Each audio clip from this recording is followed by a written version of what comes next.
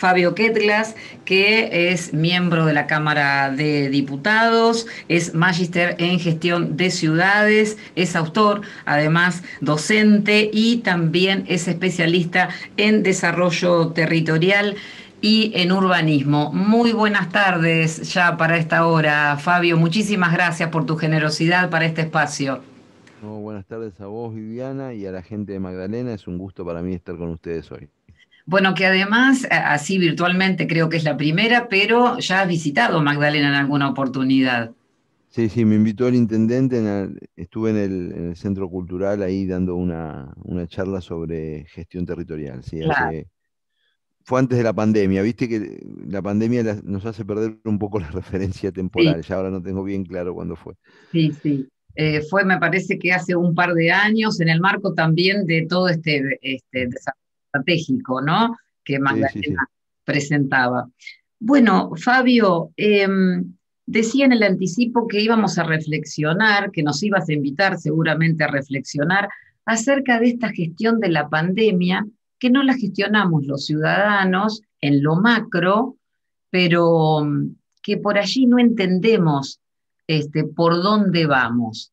Y bueno, en tu mirada, ¿por dónde vamos con esto?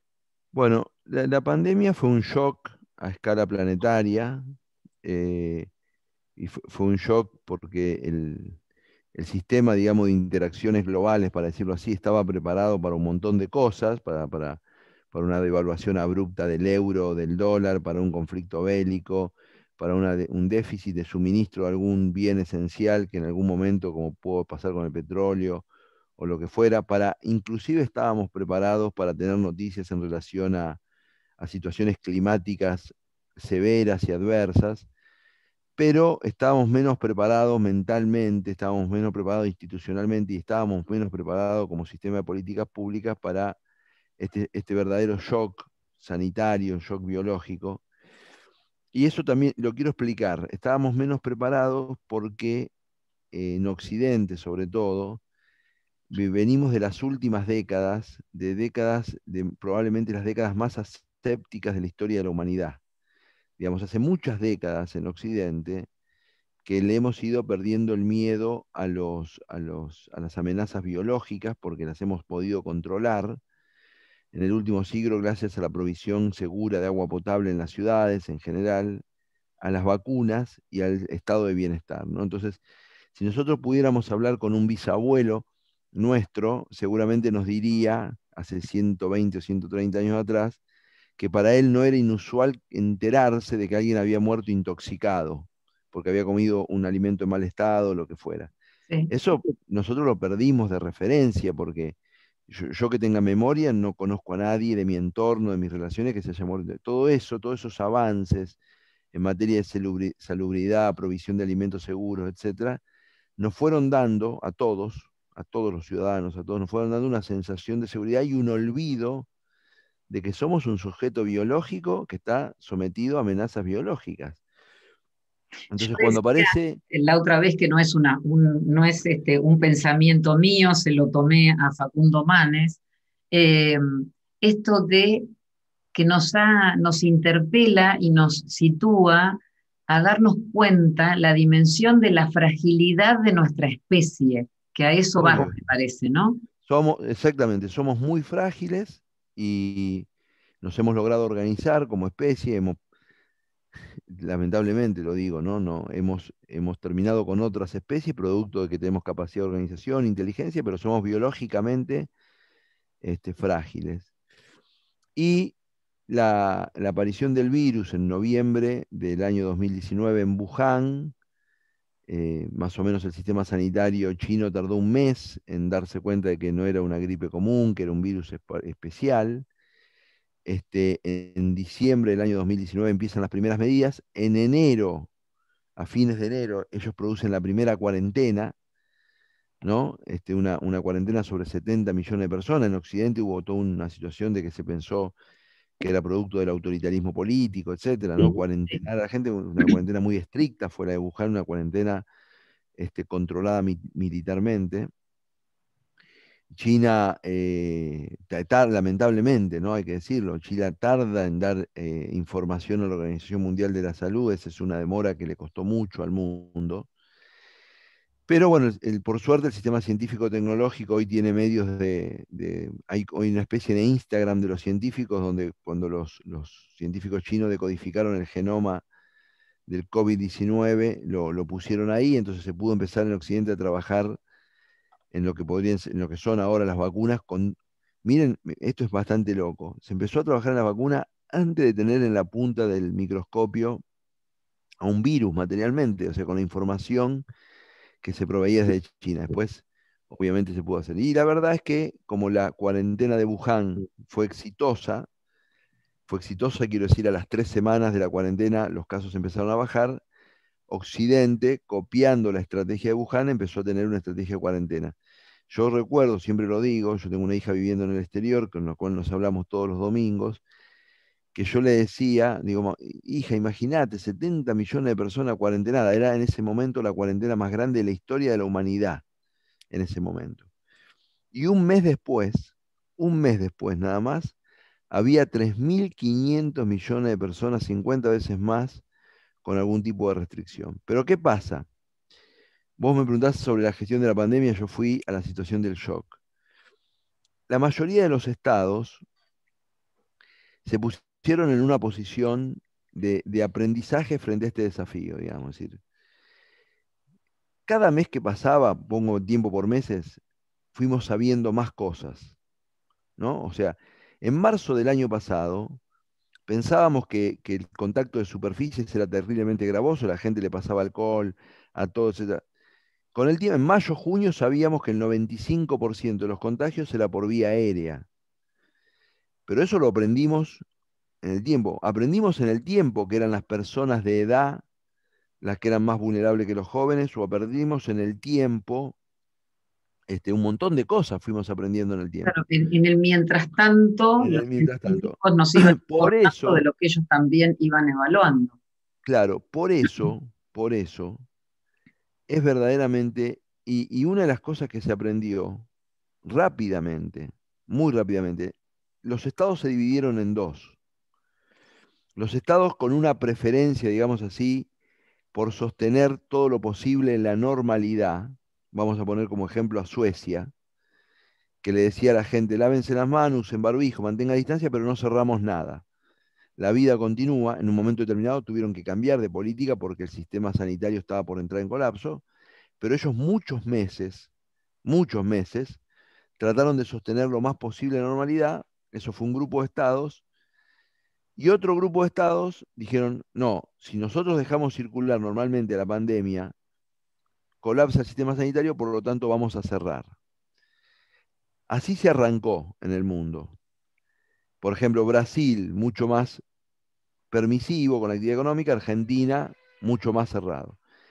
Pero a poco de andar, a muy poquito de andar, en abril, mayo del año pasado, ya se sabía que el virus no es como una manga de langosta, que nosotros nos metemos todo adentro y la manga de langosta pasa, ¿no? O sea, uno a veces tiene la intuición, como si viviera en el campo, dice, viene una plaga, nos metemos todos adentro de la casa, guardamos los animales, y bueno, cuando pasa, pasa.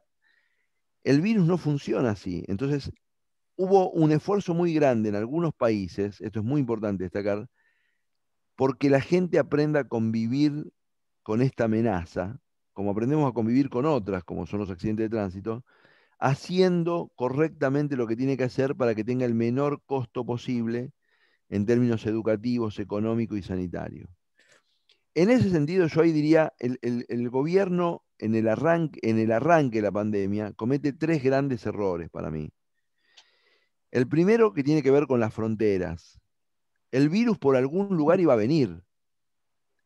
Entonces vos tenías un momento, porque aparte la Argentina tiene mucha ventaja en ese sentido, tiene algunas desventajas, pero mucha ventaja, porque vos, en Argentina hay dos aeropuertos internacionales, tres si contás Aeroparque, Córdoba, Aeroparque y Ezeiza. Mendoza creo que tiene algún vuelo a Chile, pero digamos, cerrando muy poco, por ejemplo, voy a poner un ejemplo, Australia, aprovechando su condición insular, hizo un cierre aeroportuario muy fuerte durante un mes, muy fuerte.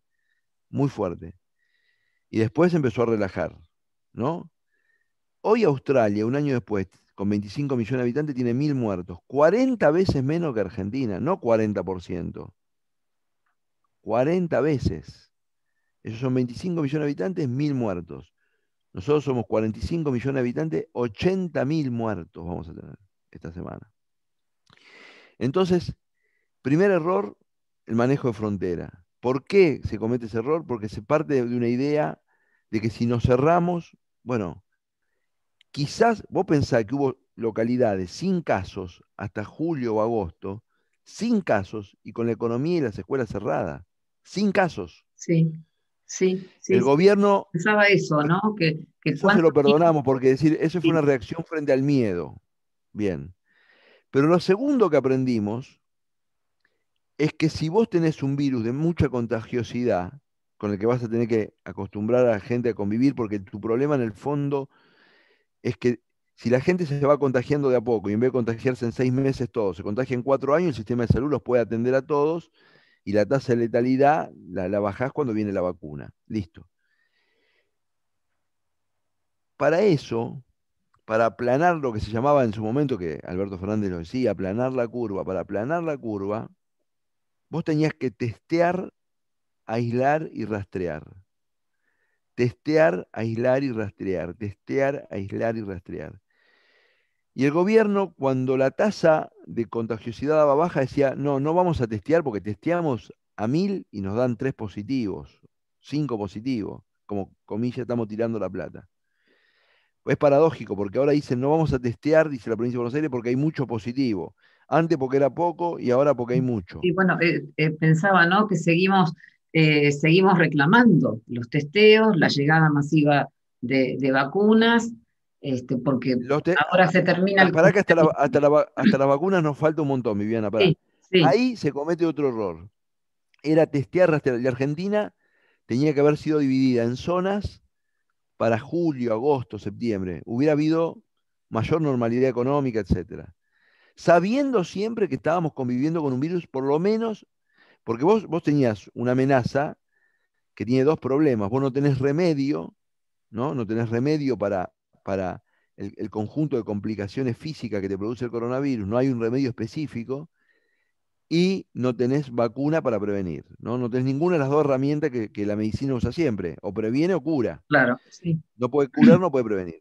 Pero en agosto, septiembre empezó la buena noticia que en Argentina, no casualmente, ahora vamos a explicar por qué, empezaba a ser terreno de pruebas de vacunas. ¿Por qué? Porque los laboratorios que van a hacer pruebas de vacunas masivamente en algunos lugares precisan un montón de dotaciones tecnológicas y de recursos humanos para que hagan los seguimientos que le pide la casa matriz. Entonces precisan biólogos, químicos, genetistas, laboratorios, etcétera. O sea, no se pueden hacer en cualquier lado. Si vos no tenés esos laboratorios, no lo puedes hacer, por más que tengas la gente dispuesta a poner el bracito. Sí, Entonces en laboratorio América montados y Latina, recurso humano. claro, en América Latina nosotros ahí competimos solo con México y Brasil. El resto de los países no tienen esta dotación de posibilidades. Cuando Pfizer elige la Argentina, Pfizer hace la prueba en 4 países, Sudáfrica, Argentina, Alemania y Estados Unidos. A Sudáfrica y Argentina, Alemania y Estados Unidos iba por otra cuerda, le dice, bueno, dado que ustedes nos dan la receptividad al proyecto, tienen preferencia en la compra de la vacuna. En el caso de Argentina, hubo declaraciones oficiales de Pfizer, dijo 14 millones de dosis. Si Argentina firmaba el contrato en diciembre por las 14 millones de dosis, nosotros el 15 de febrero teníamos 14 millones vacunados. Y hoy teníamos probablemente todo cubierta la población ya. Bueno, pero ahora casi que se le está pidiendo disculpas a Es una Pfizer. incertidumbre, no sabemos por qué a ciencia cierta. No hemos tenido una respuesta categórica. Ayer el presidente se expresó que nos digan categóricamente Pfizer nos pedía esto. Sí, ¿Por qué? Porque en algún momento circuló por las redes esos mitos urbanos que las exigencias, que esto, que el otro. Pfizer está en 89 países. En los otros 88 países que vacuna Pfizer no le pidió ninguna catarata, ningún glaciar, ningún nada. O sea, es ridículo ese argumento, porque si Pfizer está en 89 países, es evidente que la capacidad contractual de Pfizer existe, digamos, porque nosotros está en Sí, Uruguay, está sí, en Chile. es totalmente claro, totalmente Bueno, claro. Bueno, ahora que llevan a juicio supuestamente, se sabrá alguna verdad, pero no bueno, sabemos, ya no estamos. sabemos. Y el segundo tema, en relevancia, bueno, ahí el tiempo era vital, el tiempo era vital. Sí. Ahí se Ahora, perdió un tiempo Fabio, para vital porque hubiéramos evitado la segunda ola, porque el gran tema de Argentina, cuando se supo en noviembre que en diciembre iba a haber vacuna, el razonamiento de todos los que se nos dedicamos a políticas públicas y evaluación de políticas públicas, decíamos, el hemisferio norte tuvo 2 inviernos con coronavirus, nosotros si tenemos suerte vamos a tener 2 veranos, pero un invierno solo. Entonces era el verano 2019-2020, el invierno del 2020, el verano 2020-2021, y si teníamos suerte y sí, vacunábamos, no íbamos a tener el segundo invierno. Y ese es el gran tema, porque Argentina el problema estadístico, etcétera, se le desarma ahora con esta segunda ola letal, que lo agarra con bajo índice de vacunación, según con quién se compare, pero en general bajo y sobre todo bajo en torno a las posibilidades que tenía. ahora pienso, Ahora bien, Fabio, déjame, sí, pienso en voz alta, ¿no? Si Pfizer en un tiempo cercano devela por qué en Argentina no, y se sabe después de esto que ha sido por una cuestión de capricho o de mala gestión o de no querer mirar hacia el norte de América de parte de los argentinos, la verdad que tenemos que deducir si esto es así, ojalá que no, que nos han puesto en un riesgo sanitario, no sé si por inoperancia, no, yo creo que ¿por qué es que no creo que se dilucide la verdad, pero yo tengo una hipótesis, pero igual, igual es poco importante mi hipótesis, todo eso es poco importante. no, pero no es nada, Eso, no es nada poco importante el hecho de que no, si hubo una mi mala gestión y opinión, podíamos tener las vacunas? Sí, lo sí, que digo, lo entiendo, que digo, pues, yo entiendo. creo, yo creo que la vacuna Pfizer vale 20 y pico de dólares la dosis. Argentina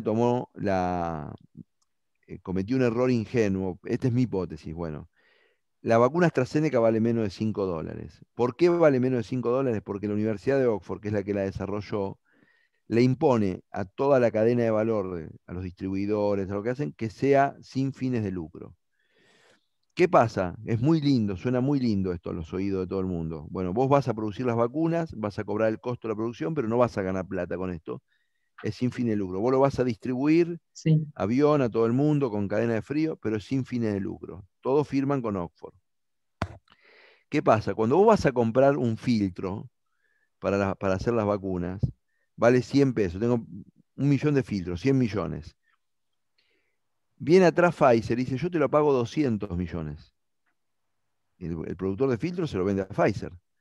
La vacuna AstraZeneca chocó contra sus buenas intenciones sin fines de lucro.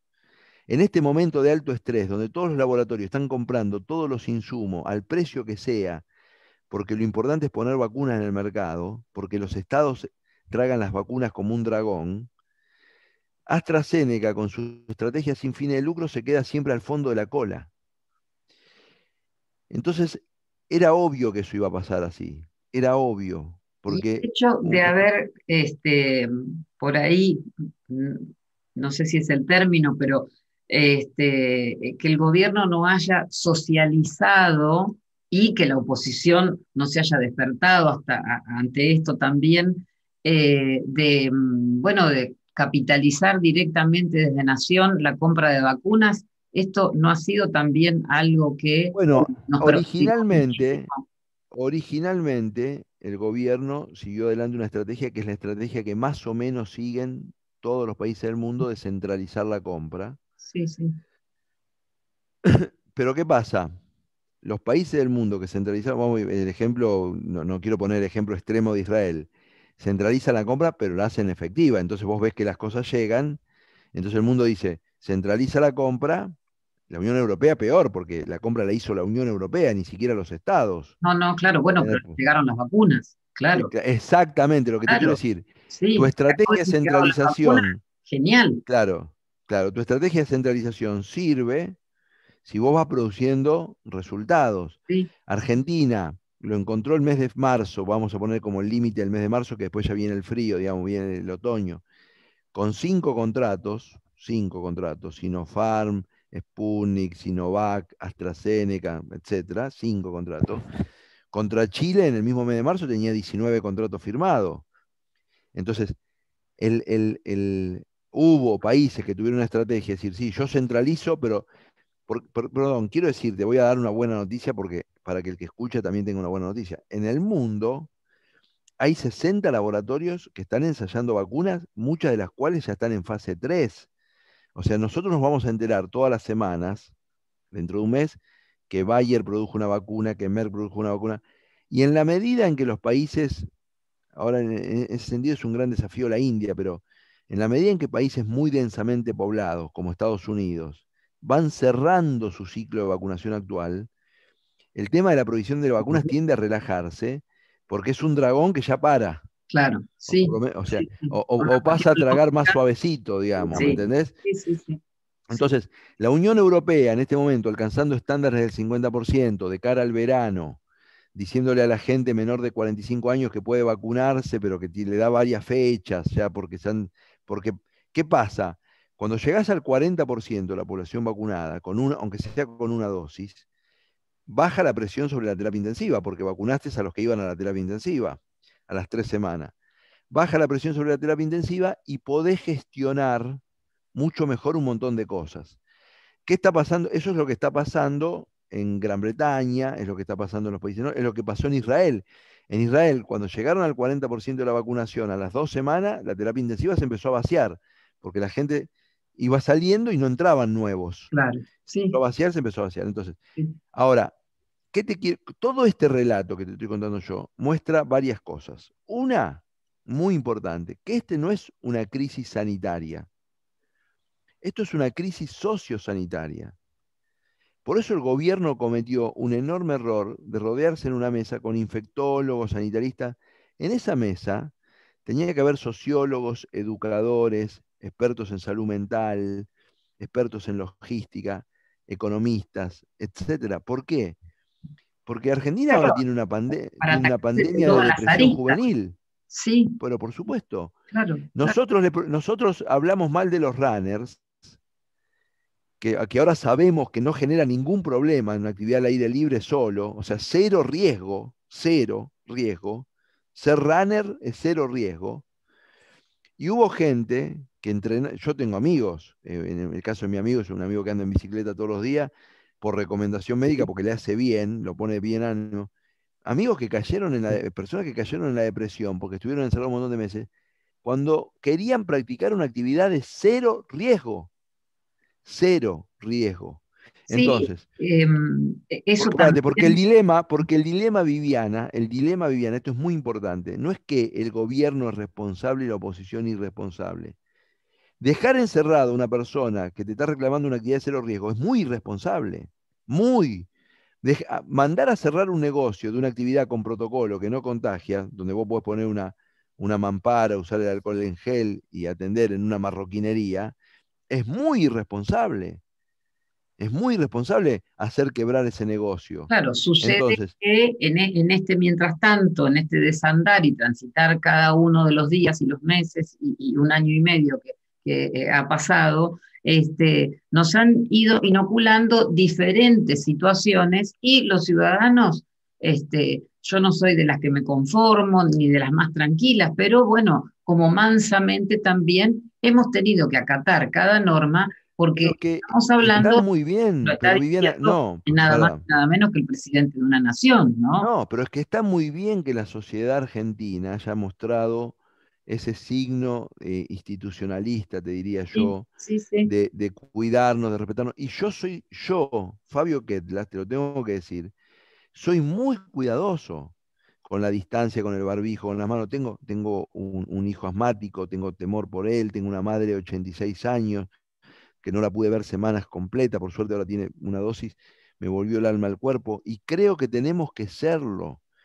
Y no hay que dar lugar ni al planteamiento anticientífico, antivacunas, ni dar Claro, lugar al planteamiento irresponsable, ni mucho menos tenemos que ser responsables lo máximo, pero también el gobierno tiene que ser responsable. Sí, no hay Porque duda. lo que, Bueno, acá, porque ¿sabes? lo que no tiene, perdón, lo que no tiene asidero, Viviana, es que vos le digas a un chico que no puede ir a la escuela y vos toleres un banderazo, hagas un funeral de Estado, Bueno, 30 personas. en este momento, no sé si fue ayer u hoy, se está dando el velatorio abierto de un ex intendente de la ciudad de Paraná, en Entre Ríos, de Sergio Barisco. Barisco. Sí, Sí, claro. y bueno, se está dando, ayer se dio, y bueno, Bueno, te decían, con protocolo, pero uno, gracias a Dios no me ha pasado, pero acá tenemos 22 muertos y no han podido, esos deudos no han podido despedir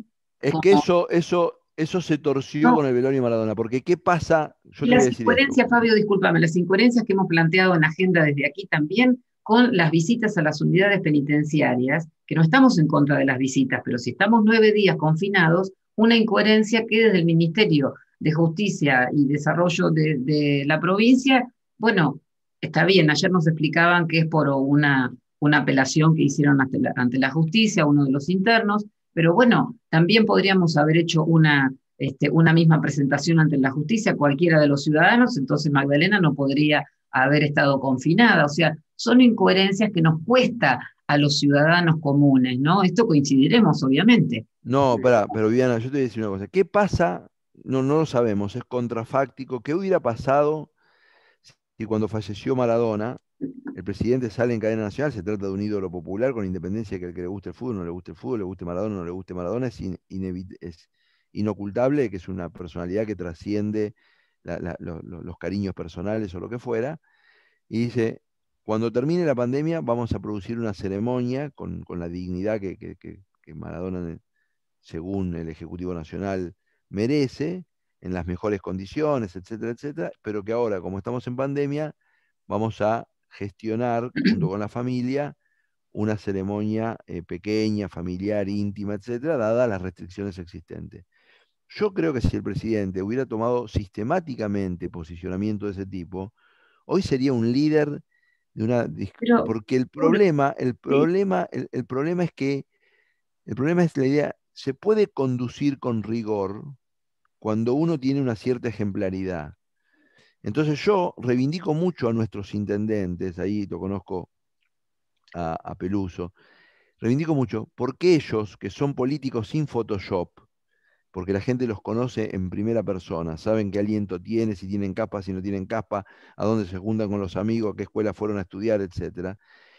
Se ven compelidos en localidades como Magdalena y otras de esa dimensión, por supuesto, y me parece correctísimo, a cumplir estrictamente los protocolos. Nosotros, sí, si no además también hacemos planteamos política, desde aquí, Fabio, la cuestión de las competencias y las jurisdicciones de quienes están a cargo de los municipios. Estamos hablando de un decreto de necesidad de urgencia emanado por la Nación que tiene los lineamientos para acatar en provincia y en los y sí, municipios, y lamentablemente ¿no? un ciudadano común puede cumplir, no cumplir eventualmente, etcétera, está mal cuando las normas son para ser cumplidas. Pero un funcionario público incumple los deberes de funcionario público. Sí, O sí, sea, tiene un problema. Entonces, los intendentes la reciben de arriba, tienen que gestionar relaciones muy complejas con la actividad económica, con la actividad educativa, con los vecinos, etcétera. Yo creo que en general, en las localidades medianas y pequeñas en Argentina, en general se han hecho las cosas bien. Yo creo que la sociedad argentina tuvo la mejor disposición. Yo creo que las sí. personas deben saber, esta información es importantísima lo que voy a dar. El altísimo porcentaje de los contagiados se contagian en reuniones sociales, en actividades clandestinas o tomando mate. 85%, 80%. ¿Por qué digo esto? No se contagian ni en los trabajos, eso se nota en la industria, donde la industria se organizó con burbujas, y a mí me han dicho gerentes de planta, etcétera, en una semana tenemos 2 casos, un caso, 3 casos, paramos la burbuja, etcétera. No se contagian en la industria, no se contagian en el comercio en general, no se contagian en la educación. La gente se contagia, es triste decirlo, tomando mate, en la reunión social cerrada, etcétera. Hay que insistir en eso. Si vamos a tener una reunión social en el número que está permitido, abrir la ventana, barbijo, cuidado en el saludo, hay que ser muy Tan insistentes. replicado, ¿no? Pero bueno, evidentemente todavía no lo hemos asimilado, no lo hemos aprendido. Fabio, es mucho el tiempo que tendríamos para estar contigo, pero cortito. Esto de volver a buscar una epopeya que nos movilice para construir ciudadanía, como para también darnos algo esperanzador, porque bueno, El gran momento, hay que hablar Viviana, de para desarrollo, eso. de un montón de cosas que será para otra oportunidad también, pero esto, a ver, ese Bueno, pero a ver, que nos movilice. tenemos una oportunidad de oro, los argentinos lo tienen que saber, tenemos una oportunidad de oro en la pospandemia. ¿Por qué? Porque, y esto no es fantasía, esto ya se está viendo ahora con el precio de la soja, etc. La mayoría de los países asiáticos donde todavía un montón de gente comía en mercados húmedos por razones profilácticas, por razones de prevención, etcétera, de temor, aunque el virus haya venido de ahí, no haya venido, no se sepa bien, pero han empezado a tomar la medida de prohibir los mercados húmedos. Esto significa que la transición alimentaria que venía siendo, que suponíamos que iba a tardar unos 15 o 20 años y que venía siendo Oriente, se va a acelerar. Esto es presión sobre los alimentos inocuos, trazables, seguros, Sí. almacenables, como los que produce Argentina. Ahora, claro, esa oportunidad está, pero vos la aprovechás si tenés un sistema institucional que da las señales adecuadas, genera los incentivos adecuados, que forma los recursos, porque Argentina para producir el doble de cualquier cosa que produzca, vamos a suponer el doble de vinos varietales de alta calidad o el doble de aceite de oliva, precisa más enólogos, más ingenieros agrónomos, más expertos en riego, precisa muchas cosas. Entonces, Argentina va a tener una ventana de oportunidad en la pospandemia en la que puede jugar un rol importante en estas garantías alimentarias que el mundo necesita. ¿Dónde estamos flojos nosotros, como siempre, que a cada oportunidad le encontramos un problema en vez de hacerlo al revés? Es que esa transformación hacia la gestión inteligente de nuestros recursos naturales no es una transformación como los precios de los bonos o como una transformación comercial que se puede hacer rápido en 10 días o en 15 días. Precisamos trabajar para eso, ¿no? Para regar las zonas semiáridas, para ponerle marca a nuestros productos, para desarrollar en nuestros laboratorios las mejores variedades, adaptarnos al gusto del demandante. Precisamos, esa es la epopeya genuina, porque es la epopeya que nos va a generar empleos, recaudación fiscal, ingresos, etcétera. Esa oportunidad está, esa oportunidad está. Me parece que el gobierno no está a la altura de las circunstancias para verlo. La Está oposición tiene que poder cada decírselo a la población. vos que sos Sí, especialista en desarrollo territorial, está también en cada uno de nuestros municipios, en cada uno de nuestros lugares, porque también empezar a alejar esa idea tan paternalista que tenemos del Estado los argentinos, ¿no? Empezar a hacer nuestras cosas desde cada uno en nuestro lugar sin esperar tanto, ponernos en acción cada uno desde nuestro lugar, bueno, porque es tan igual, simple. igual voy a perdonar un poco a los intendentes, porque vos sabés que de cada 100 pesos que gasta el Estado argentino, la suma de los 2.300 municipios que hay en la Argentina, la suma de los 2.300 municipios que hay en Argentina, gastan 6 de esos 100 pesos. Los otros 94 lo gasta el nivel provincial o el nivel federal. ¿Eso qué significa?